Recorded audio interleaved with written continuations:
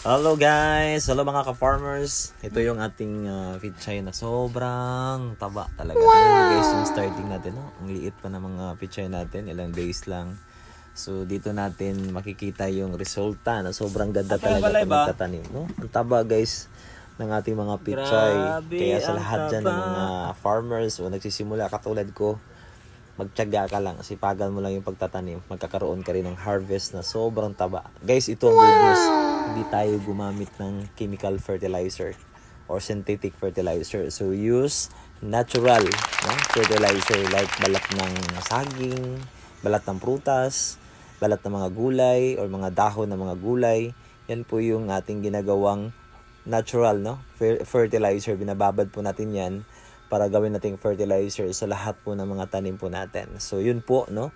Ito yung mga tanim po natin na hindi pa gaano kalaki, pero po tumataba na siya pagdating ng panahon. Kaya sa lahat po ng mga nagtatanim dyan, no? Kung meron kayong backyard o maliit na lupain, so magtanim kayo. Ito po, talong, no? Tinatransfer natin yung talong, sili, espada, sili na maanghang, guys. Wow. Yan po tinatanim po natin. So first time ko po na nagtanim, na binigyan ko ng panahon. 2 hours lang po every day. 4 p.m. to 6 p.m. yung schedule ko dahil sobrang init ang panahon. Pero guys, 1 month pa lang higit. Ang dami na nating natanim, ang dami na nating harvest. No, kumpleto na yan guys yung ating mga tanim.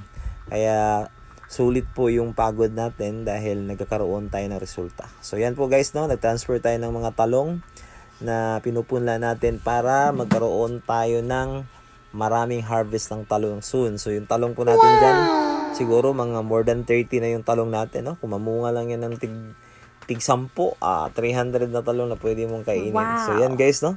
So practice pa yung ginagawa ko para mas lalo tayong matuto, malalaman natin yung mga technique, mga idea, kung paano natin alagaan, no?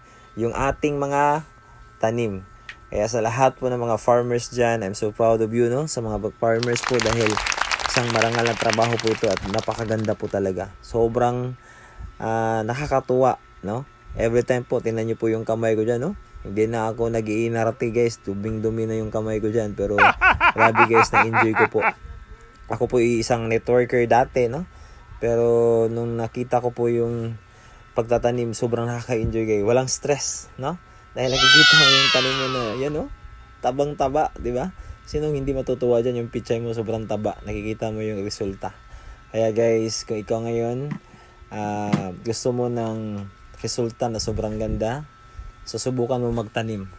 Dahil ang pagtatanim po ay sobrang saya, no? Meron yung kanta, ang pagtanim ay bibiro, pero sobrang saya guys. Ito guys, meron tayong sitaw, no? Namumunga na yung sitaw po natin. No? Talong din po tayo mga tanim dyan. Sobrang dami na natin. Oh, tingnan mo yung talong na sitaw natin guys. Ang haba kaya niya, no? Wow! Ang haba ng mga bunga guys. Sobrang ganda talaga. Kaya guys, yan mga talong guys, oh. At tingnan nyo yung mga tanim ko. Kung makita nyo guys, mapansin yung tanim ko guys. Sobrang dikit, oh. Tingnan yung talong ko guys. Dikit, no? Pero guys, sobrang taba ng talong ko kahit madikit dahil guys, inaalagaan ko talaga yan, no?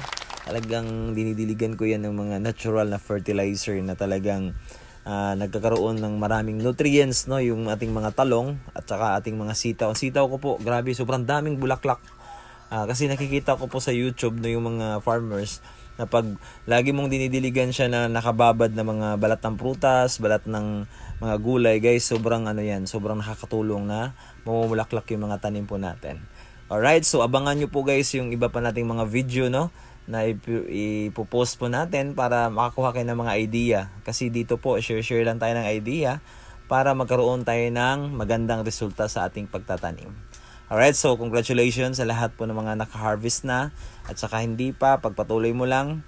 Huwag kang mawala ng pag-asa. Sipag lang talaga to para magkaroon tayo ng maraming harvest. Yan, sobrang taba po ng ating mga tanim guys. God bless po.